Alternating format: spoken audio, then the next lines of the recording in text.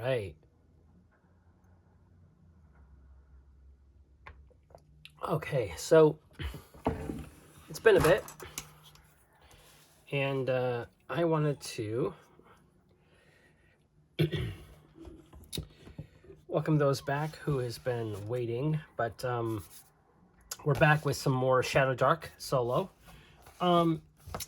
We last left off our intrepid, quote, heroes, Zoran and Clara, in a little area that we called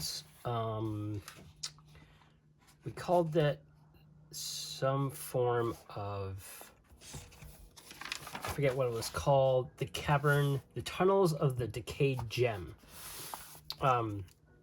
where we had them meet an elderly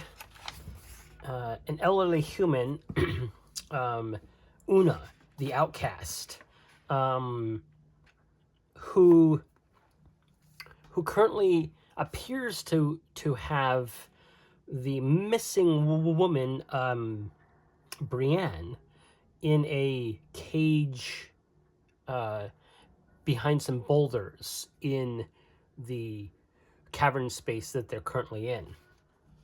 And when we rolled up the fact that they're going to be having a hostile encounter with this particular individual as they enter this space, and as Una goes, "Who are you? What are you doing here?"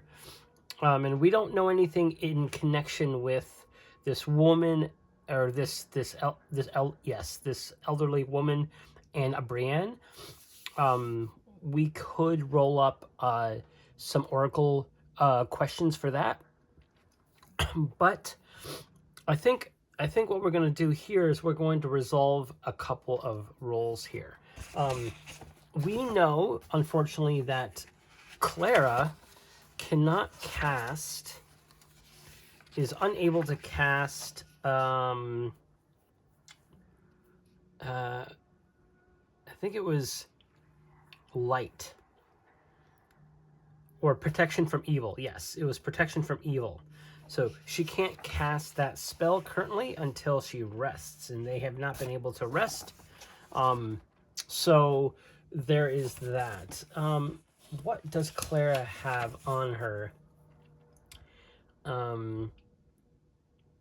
She is going to need to cast light again, and she has a dagger, I think, at hand. Yeah, so she has her dagger, and then she's going to cast light on that dagger, actually, or on her clothing, to in one round. But right now we have one round where there's still the light spell is up, and Zoran is leading not the charge, but is in front of Clara, about to say something to Una. This is 10, this is 11, 2, 4. She is looking very hostile and is reaching for something. We haven't really established, so we know that she is an outcast. She likes to cache resources, so hoard resources, and she has like a gold tooth that's very shiny in the lights, in the light of the cavern that's being cast. I kind of want to roll to see what kind of hostile encounter that we're going to be having here. Now, I want to roll on some prompts. Because Una, I'm a little all over the place because I'm also trying to catch up to where I was in the game a couple of weeks ago. It's been about a month since I've played, actually. All right, so I think I'm going to roll a few D100 prompts here. So we know that Una is is disagreeing to Brienne due to safety. Something tells me that Brienne and Una have a connection that's deeper than just her being kidnapped by her. But that's something that we haven't really figured out yet. And I really don't know where to go with that yet. So I'm just going to kind of allow myself to kind of flow back into the game, not really worry too much about the flow of the story, because I just want to get back into the loop of figuring out the story, figuring out what roles matter, and then figuring out characters if they need to react. So right now I just want to roll on a couple of prompts, some verb prompts, to see what kind of prompts I can use to instigate this hostile encounter with this character, who may not necessarily want to be physical. It may not be a combat encounter. It might be something else. All right, so we start off with 92. And 92 for the verb is uphold. Okay, uphold noun. Let's see, uphold 87. Uphold help. Interesting. So Una wants to, wait, uphold help. That is interesting. So uphold help. Something tells me that there's something else going on under the surface. This woman does not like us, does not like that we came upon her space, and is barging in trying to... Is she protecting Una? Is she protecting Una? Ooh, is she protecting Una from those that would harm her otherwise? Interesting that Brienne is tied up, or rather not tied up. We haven't gotten further into the chamber because we can just see a form that looks kind of like Brienne off in the corner behind some bars. So we don't really know the state of Brienne and what's behind there. Is this woman, is it Una trying to protect Brienne? Let's consult the Oracle. This is not a basic one. I think I'm going to give this an I don't know. I'm going to give this a 50-50. So let's roll. 17. Yes. And odd is a but. Yes, but. Okay. Uphold help. Protecting Brienne. But sees us as a threat. Ooh, okay. So this feels like it's going to be a communications sort of, or a miscommunication encounter. I feel like this would be sort of what I would have called back in 4th edition days a skill check, or a social encounter skill challenge, where each of the characters, Zoran and Aclara, need to do something with their skills to succeed. Now, Shadowdark doesn't have skills. It just has attributes, and you use the attribute bonuses to those various things. So I think what I'm going to have here is a contested sort of roles between Una and Zoran or Aclara, depending on who's taking point. And it would behoove the group that Aclara be the one to speak. But as I said, narratively, Zoran is between the two, and Zoran steps up, waves his hand with his sword in his hand, with his hand outstretched. He goes, "We're here for Brienne. Nothing more, nothing less." Now that feels like he's intimidating, but also sort of stating the fact. He feels like definitely Zoran is going to do well in a fight, he feels, but he also knows that trying to mitigate hurting an elderly woman from his perspective would be good. So that unfortunately is a charisma check. I don't think I'm going to give him advantage or anything on this. He just started, he blurted this out really before checking everything. I think actually Clara had, I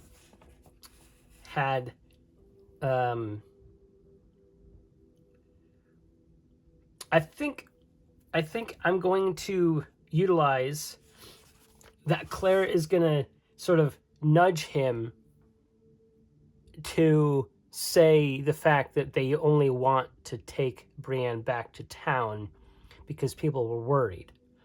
And so he points that out.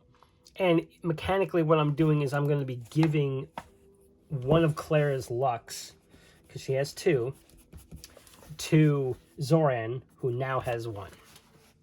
So effectively, she's giving up one of her luck to him. And narratively, she's just kind of going, hey, you may make sure you tell her this. So he's actually going to use that luck.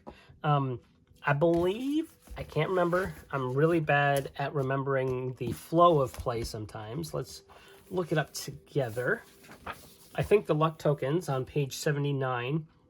Normally, in the standard rules, only one player can have 1 luck at a time. But in my solo rules, I've modified it a bit. Each character can have up to 2. And so that's what I'm doing here. You can use a luck to re-roll any roll, and you must use the new one. Okay, so basically he wants to roll his he's going to roll this nice fancy die for his charisma check. Now, his charisma is -2. I need to pick a DC for this. I think it's going to be hard. She's hostile, and she's reaching behind her to get something. So this is a hard DC for him to get through to her with that plea. So with a -2, he needs a 17. He rolls a 5. He is going to use that luck, because I am going to use the scale, the degrees of success or failure as well. A 5 is really bad. So let's re-roll that. Oh, a 15. That would have been good, except it's not. And that's all that he says. So that fails. So with his sword up and his plea to just be here for Brienne falls on apparently deaf ears as she unsheathes a small dagger and goes, back away, and lunges at Zoran, seeing that Zoran was apparently, from her perspective, going to be attacking her. So we're going to be rolling initiative here. I'm going to roll the big one for the baddie, for Una, and Zoran and Clara. Ooh, okay, so Zoran got 19, which is a 17, and Clara, I believe, also got a 13. So it's actually going to be the good guys, quote, Zoran and Clara, going before Una. And so as she lunges forward, Zoran has the upper hand, and sword out is going to attempt to disarm her with an attack, a non-lethal attack. Her stats, I believe, I'm just going to give her a standard sort of what's it called? It's like a, what do you call it? Like the people that are just boring. If that makes any sense. Monsters. Come on, where are they? Here we go. I think this is just a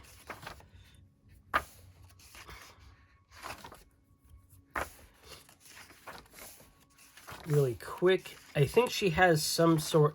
I think I know what. I think she has the standard sort of like, you know, D4 health. So I'm going to give her 3.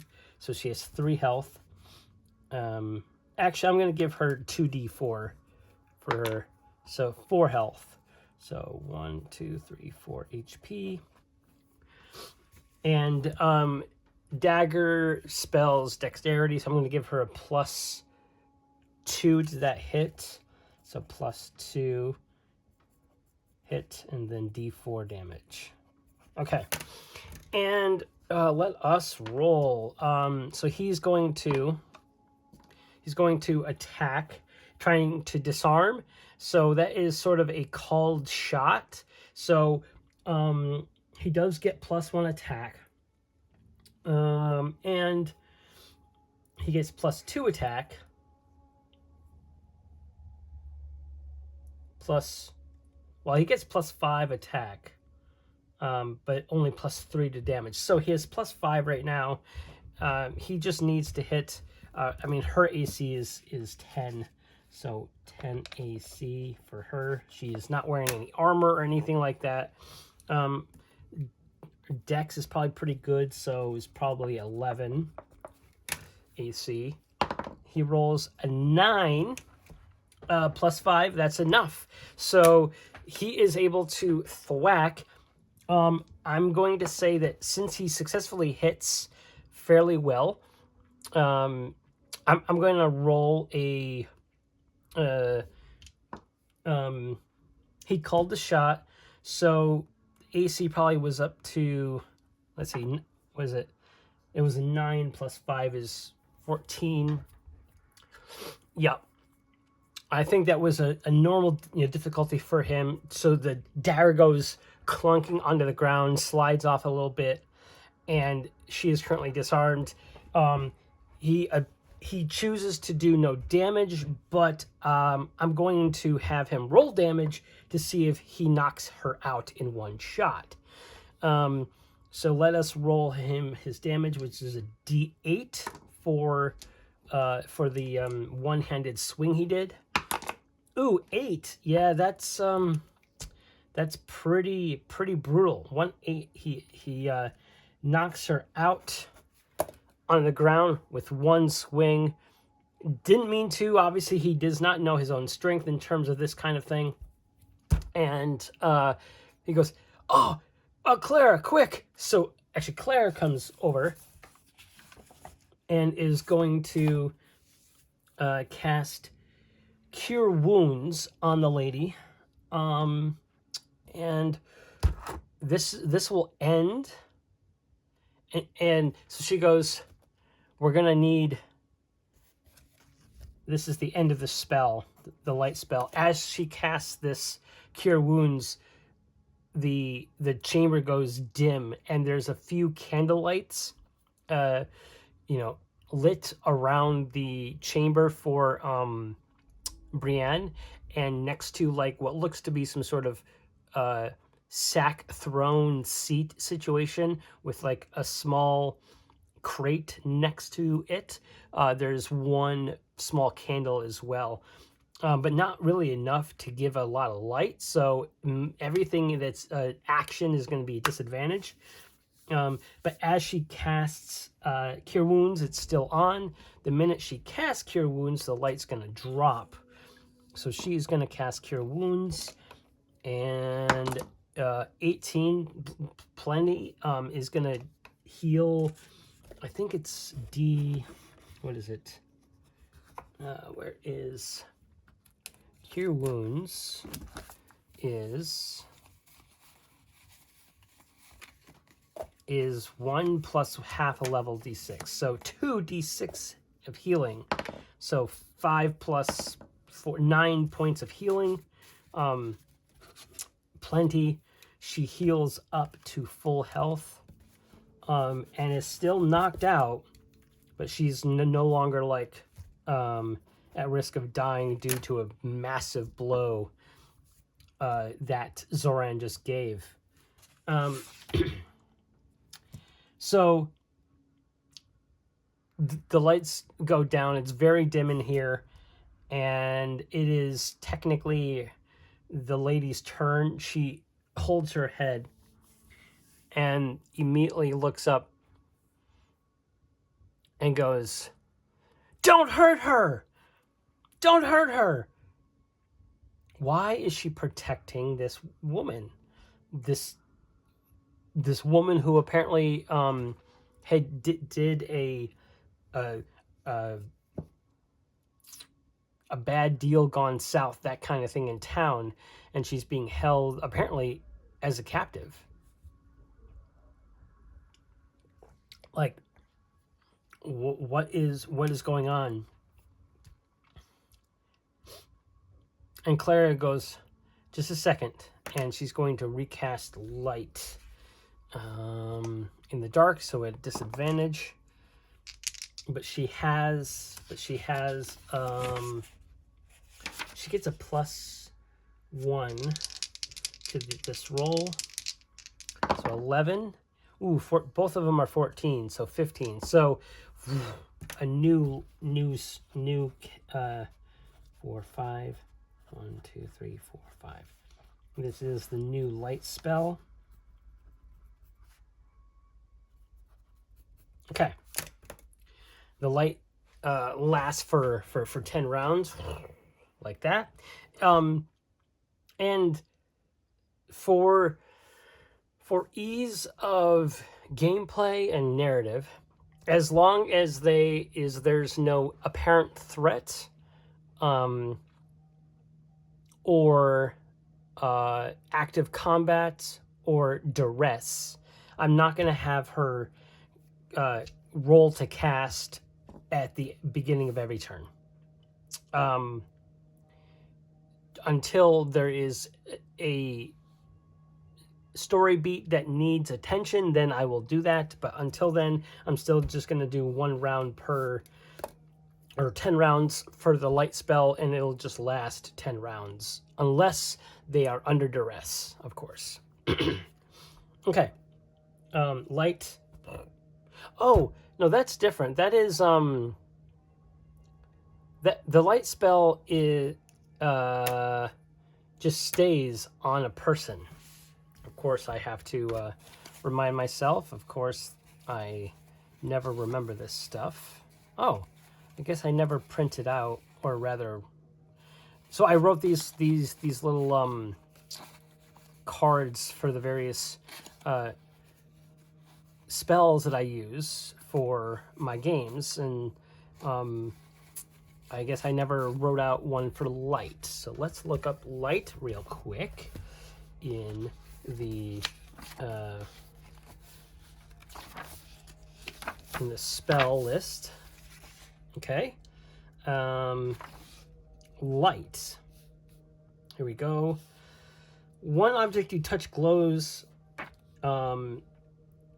Okay, so 1 hour duration, and so it is not a focus spell. It just lasts for 10 rounds. As per the solo rules, normal Shadowdark rules, it lasts for 1 hour. Which is why I still like to use my little timer here.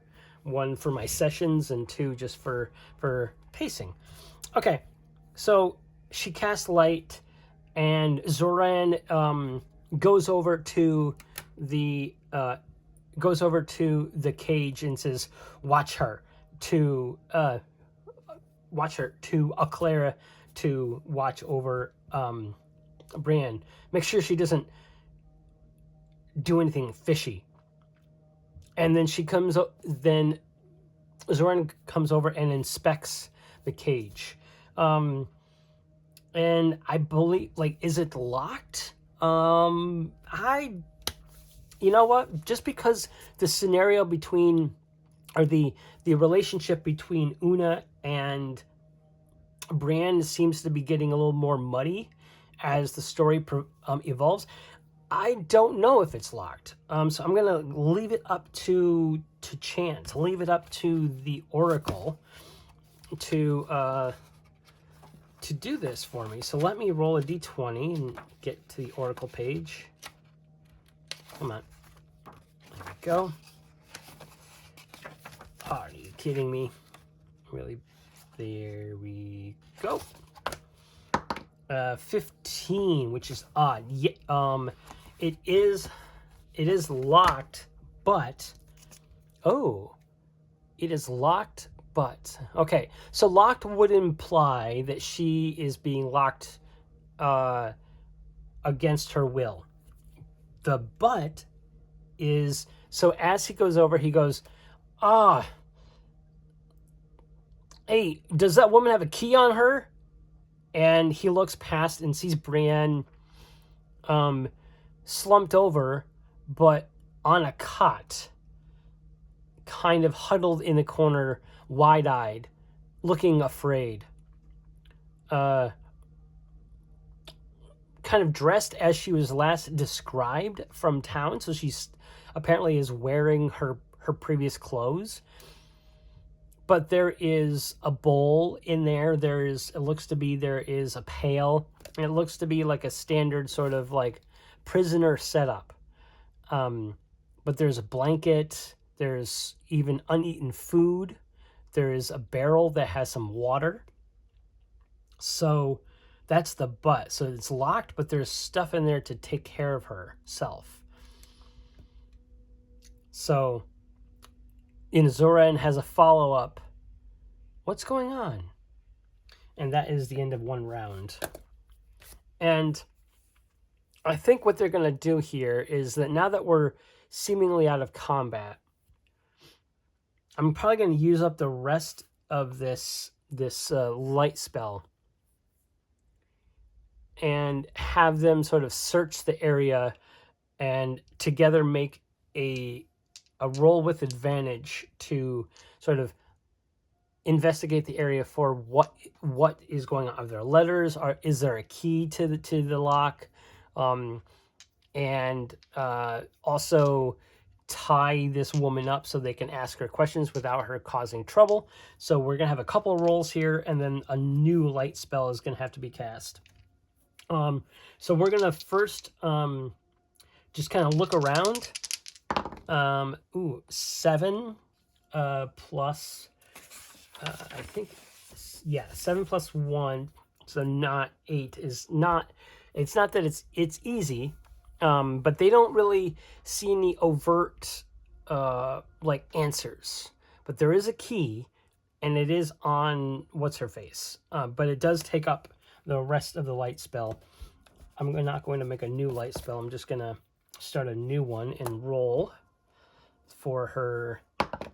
Ooh, she fails. She does not crit fail. There's no, she goes, oh, I cannot cast light. I failed casting this spell today. And Zoran goes, no worries. And he has his torch. So now we have a torch. That's from Zoran. And they continue on their, I'm going to erase a torch from Zoran's sheet.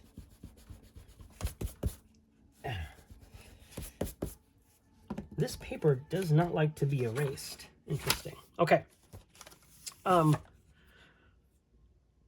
With the woman tied up, they're going to start some sort of probably accusatory questioning on what's going on with this woman. And Brienne doesn't seem to want to answer and is backed away in the corner. But Zoran goes, maybe you'll have better luck. Here, you take this. And he pulls out the key that he found from Una's pocket. And so they switch spots. So we're gonna kind of narratively split. So Zoran is going to sit down in front of Una, who's kind of like huddled over on the, like leaned up against a crate with her hands tied behind her back. And we could have killed you and taken her. You do not seem to be a threat.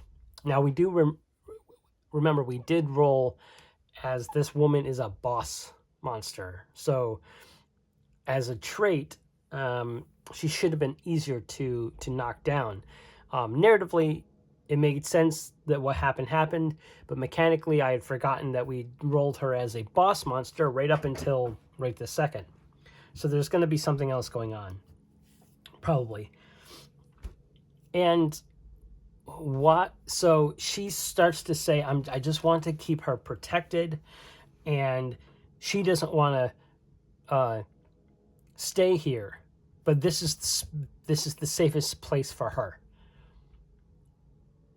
So Zoran learns fairly quickly that she's holding Bran here to protect her, probably from those that want to hurt her, but Bran doesn't want to stay. That makes sense. Okay, so now we understand that. We cut to Clara slowly opening the door after using the key on it and holding up both hands and says, Brienne, I heard you got into a little trouble in town. Is that why you're here? And she kind of kneels down, or rather squats down to be smaller in stature, not towering over Brienne, who is currently dirtied and wearing her same clothes that she left town with. But as we remember, she's not quite a wealthy woman. She's quite poor with not great income. So her clothing befits those of a basic commoner, but very ragged and run through, being dirty and a little bloodied as well. And she can tell that Brienne has had a few cuts and bruises. And she goes, did she do that to you? Pointing over to Una. And Brienne looks over at Una, shakes her head no. Doesn't speak. Something is definitely up. And Claire goes, we need to take you back to town. We were told to find you. There are people who are, well, they figured you were missing, and we wanted to follow up on that. Now, on that note, I do want to look back at my notes and figure out what they hear rumors that a person by the name of Bran left Treefall, but was supposed to have been kidnapped. So apparently there is a that was the rumor, and that was the that was the rumor, and that was what they heard. And they found out that Brienne's deal went south. And so Clara wanted her to come clean and asks, so what really happened in town? Why did you have to flee? And did you flee? Or did this woman take you? And again, Bran is not speaking. So I think Clara,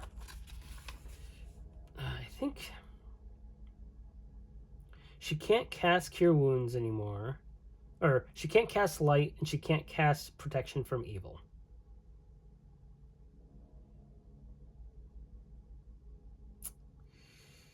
She can't really do anything special. So I think what she wants to do is she's going to give up.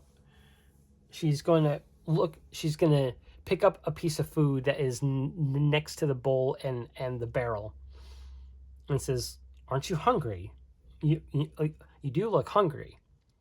But regardless, you're safe now, and we can leave this place.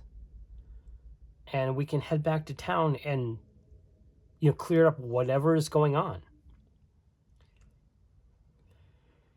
I think this is going to be a roll. I think this is a charisma roll. I think I'm going to give her advantage on this. I think the DC is going to be normal.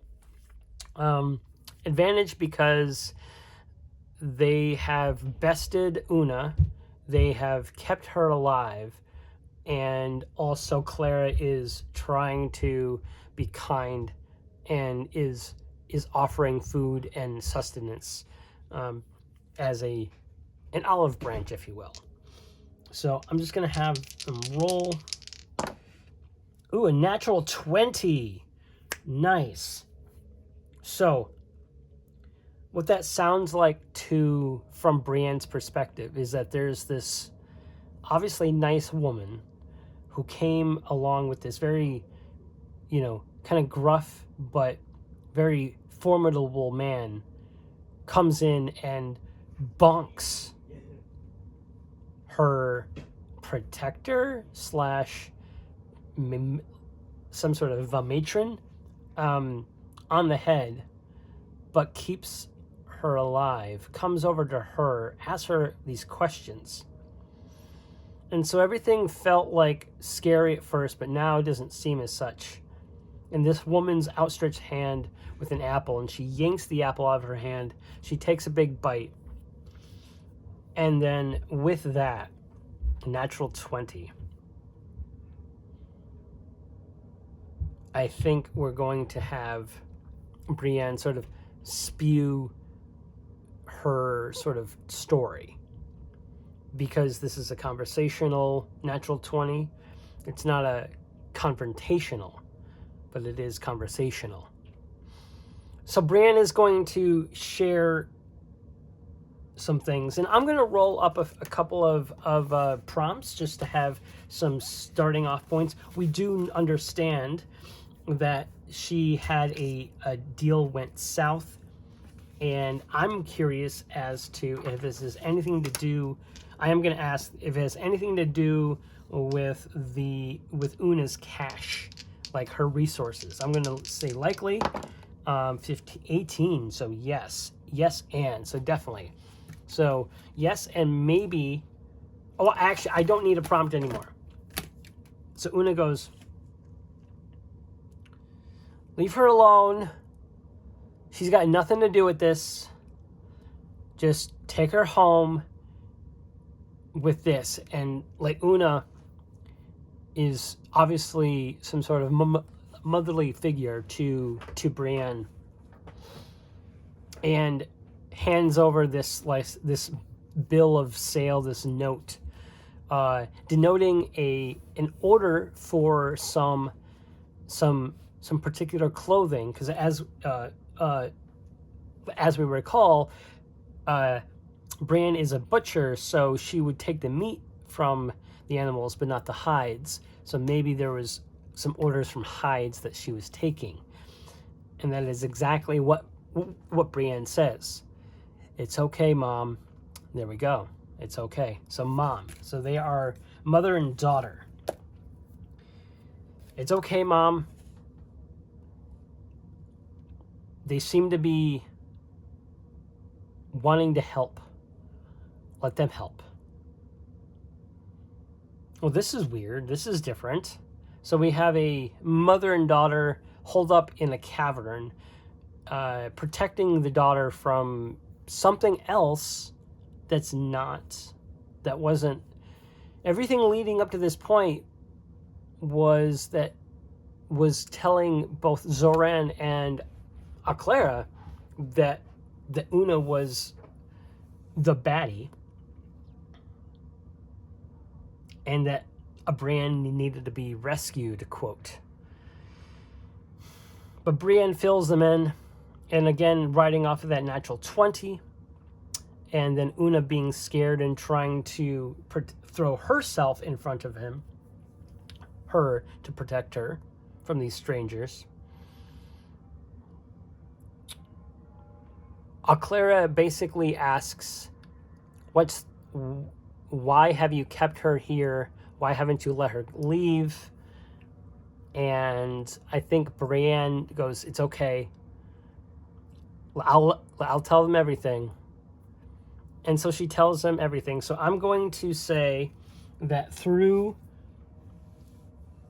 a few candlelit stories, and a few sort of like rests, and they basically spend the night. In terms of the timing, I don't know how long they've been here. I don't know how long they've been out adventuring. But this has turned quickly from a hostile situation to a listening and, quote, understanding sort of conversational expose, if you will, where Zoran and Aklara learn something very, very important but very valuable to their current mission. So I think I'm going to write here that Una, mother to Brienne, wanted to protect her daughter from the, I'm going to say guild in quotes because I don't know what that is, from the guild,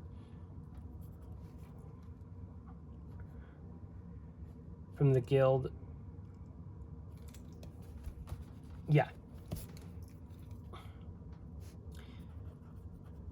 keeping her out of sight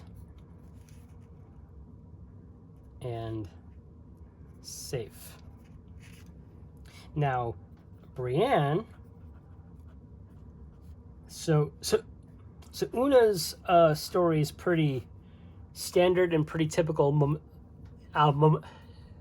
motherly behavior of a daughter who does things that she doesn't like but wants to protect them because family. And Brienne goes basically the same thing, except that the deal was not supposed to go that way. The deal was that, so she was selling off, quote, hot merchandise to this, quote, guild, right? We don't know what this guild is, or this membership or whatever it is, but to this quote, guild member. But they wanted more / not to pay.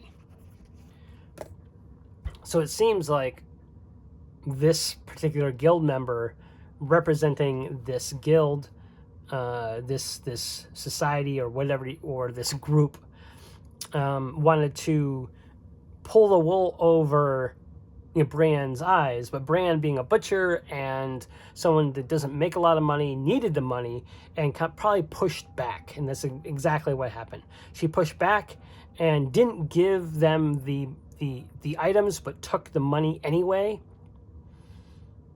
But they were gonna take the money and kill her, and that was it. So she took the money and ran. And that's probably what the various coins and such were that they found in those pouches. So she's on the run for effectively stealing a few coin, but on principle, probably this guild wanted them dead because, well, she ran off with their stuff. So Bran goes, I'm safe here, but if you would kindly tell those in town that you have found me, but please do not tell them where I am. And Una goes, because if you do, and she holds up the dagger, not really threateningly, but in a way that's very motherly, and says, I will find you. Do not hurt my daughter or send anyone after her. You got it? And she points at the dagger at both Aklara and Zoran. And they both nod, and in absolute understanding. Of course, again, we just wanted to make sure she was safe. We did not understand the situation. Zoran, I think it's time for us to head back. Shall we? So I think with that, I'm actually going to fast forward time a bit, have them travel back to town. I believe they can do. Let me roll up a few things here. So they are currently in Hex 23, which is pretty close. Oops, let me look at the hexes here. Yeah, it's a risky hex. So they are going to have to roll a couple of times. And then tree fall is... Let's see. Tree fall is in Hex 12. 23. Oh, I see. So 23 is literally the hex southwest of Treefall. So they only have a couple of rolls to make on the return trip that are, it is a risky travel. So we're gonna roll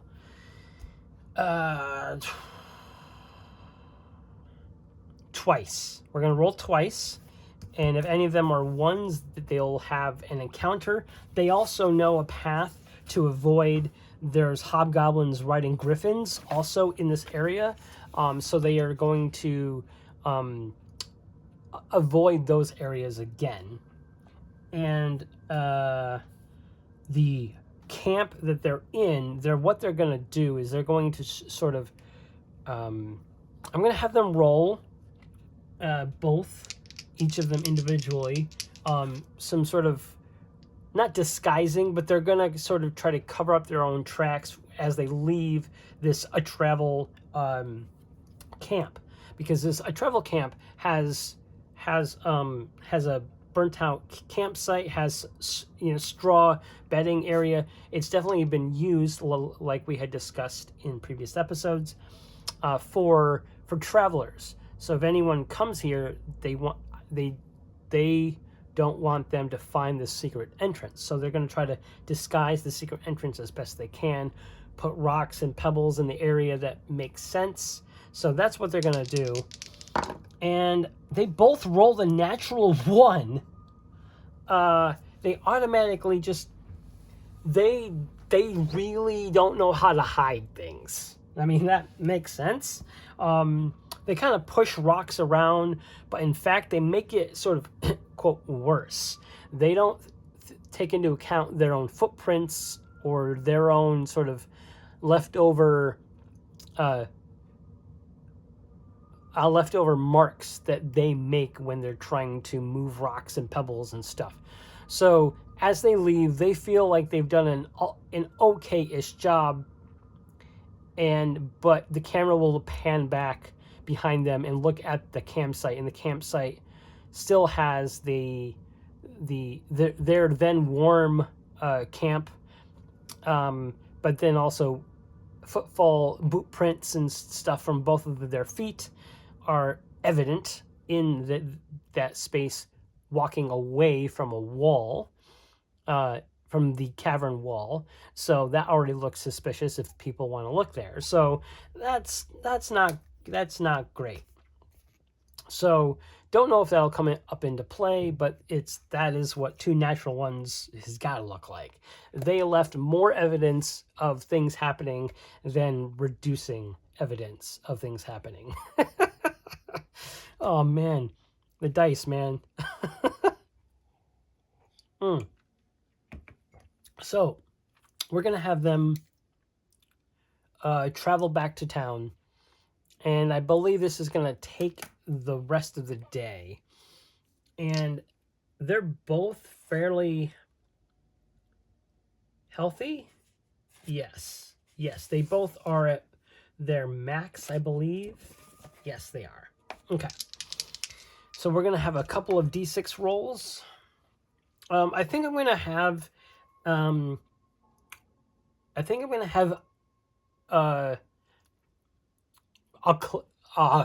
I'm going to have Clara as a point for perception.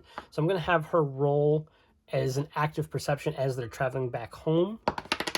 Ooh, 14 plus 1, so 15 is going to succeed as a passive normal. So if anything hard is 15, also passes an active hard as well. So basically anything that is an ambush we'll have to roll for, but anything that is a random encounter that's off, they'll see, she'll see, unless it's a expert, level DC thing happening. So let us roll a couple of times on the return trip. We got a 5 and then a 1. Okay, so as they are coming back into 12, so the hex is hex 12, the risky grasslands. So what we're going to have here is that they get to the trade road, right? And they're making good time, but they're kind of trying to huff back into town fairly quickly. But let us roll to see what sort of grasslands encounter they run into, right? Like, this is going to be kind of cool. All right, let's see. Hopefully it's something interesting. Hopefully it's, something that's not overtly going to be impossible to deal with. So let's see. It is 85. Okay. A pair of Smilodons leap down from grassy ridges. Smilodons. I believe that is some sort of enemy. So let me roll. Let me look at the... I'm thinking that is some sort of like lion or cougar, coyote type of creature, but I don't know. I don't even know if it's in here. So let's look. Let's look. Element PQS.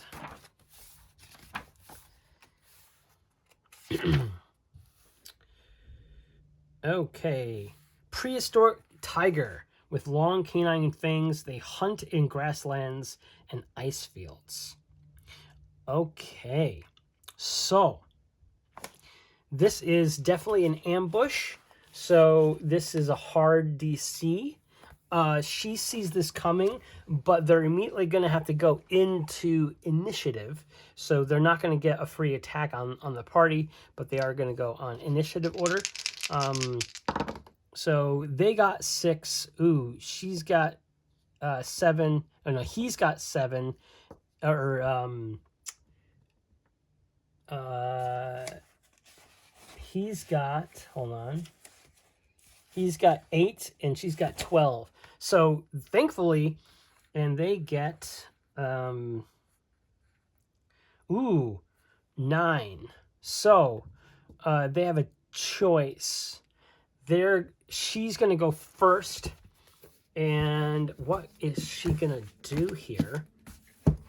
She goes, watch out, and is going to, because she sees this happening, and she's going to try to smite. And I don't know if she can smite regular creatures. Let's see here. Regular creatures, Smilodon. Yeah, so they are...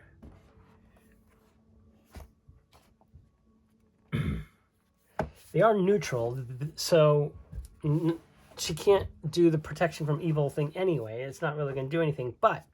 So they run into, unfortunately, let's do level... What level are they? They are level 3 with 12 AC. And then, 1, 2, 3, 4. 1, 2, 3, 4. With 14 life, and they get 2 attacks, 2 attacks plus 3. Okay. And then it's 1d6. I just like to write down. This is a habit that I've picked up from For Against Darkness. Whenever I am fighting a creature, I usually just put the information on the paper so I can look at the paper, so I don't have to keep going back to the book all the time. And it's usually does good. I'm going to call these tigers, just in the books. All right, so she is going to ooh, I'm curious, because they hunt in the grasslands. They're probably hunting for food, so they're hunting for them. So they've probably been following them for a while. And Alclara goes, yeah, she's gonna probably smite them. In fact, so I'm gonna check out smite just to double check what smite does. Again, I think it's just straight damage. Damage spell. Find smite, Jeremiah. Find smite. Really? Ah, here we go. Takes D6. Okay. On a creature you can see within range. Oh, range near. Okay. D6 damage. Just poof. Okay. So she's gonna cast smite with a +1. Yep. Ooh, 8. She fails on that as well. She's going to use up her luck. She does not want to have to sleep just to cast any spell anymore. And she fails that one. All right. So she can't, she's out of luck. She gained a luck because of the natural 20. So she has one, but she's not going to use it for this time. But she fails. So she's about to cast the smite spell. And there's just something that happens. It just kind of hiccups, and her connection falters yet again. And she kind of clutches her holy symbol again and goes, "Ah!" And she's very frustrated. So she kind of moves, and she runs, like up the bank on the other side of the path, away from the animal. And now it's the animal's turn. Seeing someone, seeing the priest type character leave, gonna turn its attention to the big bulky character in front of them, Zoran, and is going to attack. +3 against a 12. No, against the 13 AC. Ooh, 2 + 3, 5 does not hit. And the other one is also going to do the same thing. A 5, thankfully. 5 + 3 is 8, does not hit the AC. So Zoran is getting mad at these like swipes and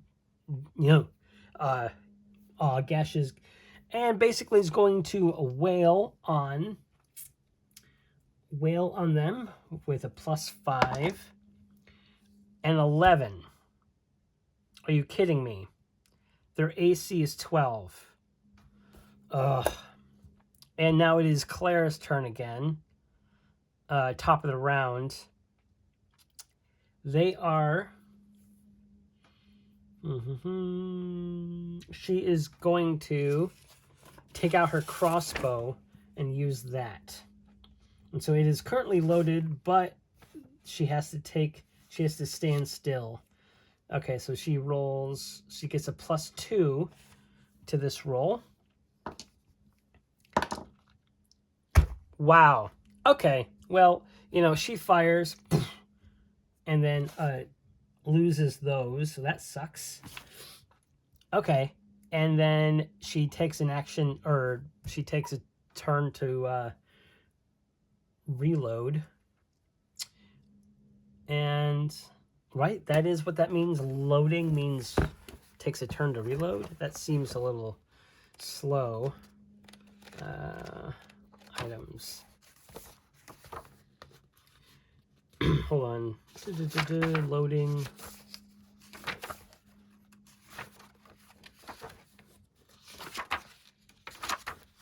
Where is it? Not designing. I don't want.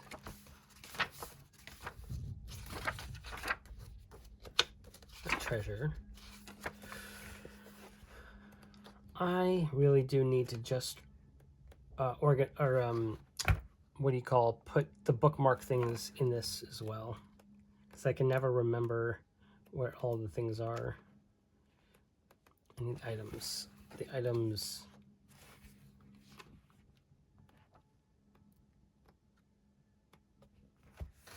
Starting gear. There we go. Okay, the crossbow is loading. You must forgo moving to reload. Oh, so she's going to stay there to reload. That's all that she needs to do. All right, they get 2 more attacks on him. Okay, they both got natural ones. And as I've established, natural ones, they get the PCs get a free, like, kind of bash attack on them. So he gets a free bash attack on each for 1 damage and 1 damage. So they each take a damage. That's fine. Then it's his turn. He's going to attempt to roll the hit again. 18, that's better. Carry through damage is probably not going to happen because he's only going to do, he's going to D10 two-handed. D10 plus 3. 8 plus 3 is 11 damage. Nice. So takes out, how much? Takes out almost one of them. Yep. 1 hit point left on one of them. And then it's back to Clara's turn. She's going to aim carefully. And come on, Clara. Plus 2. 13 plus 15 takes out that last one. I'm not even going to roll because it's just 1 point of damage. It hits. And she goes, yes! And then she stands and is going to reload again and points and aims. And then she's ready for next turn. It is the last tiger's turn. 7 plus 3 is 10. Misses on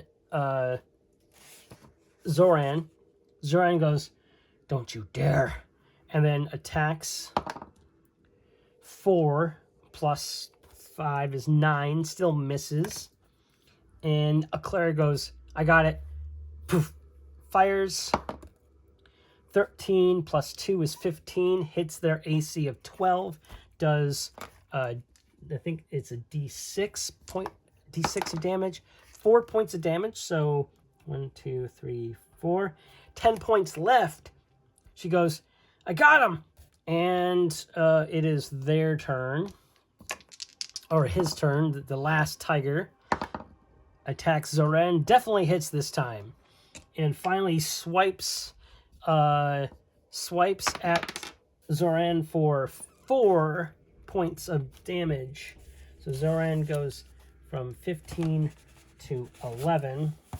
And then another attack from the claw strike. 11 plus 3 is 14. Hits. Does, another 4 points. Yikes. So going down to 7. 2 hits. Pretty bad.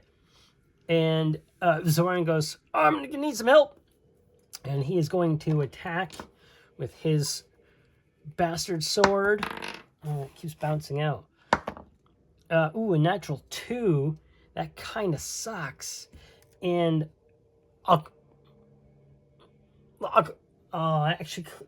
Clara goes, do you need my help? And he goes, sure. So she kind of puts the crossbow away, comes down, and then on her turn, she's going to cast Cure Wounds. Hopefully she casts it. Natural 20! Oof. Yes! I love natural 20s. She's going to get another luck. And she's going to give that to Zoran through her 3d6 healing. Normally it's 2d6, but she's going to increase it. 8, 9, 10 healing, which is basically he's going to be back up to 15. That is amazing. Back up to 15. And so this fight has been going back and forth for a little bit here. And she goes, come on, finish him off. But it is, now they're there. I think the cat is now fully on Zoran, is going to make both attacks on him. A natural 1, which we know is going to be a free D4 hit. 4 points of damage. And is, now they're down to 6.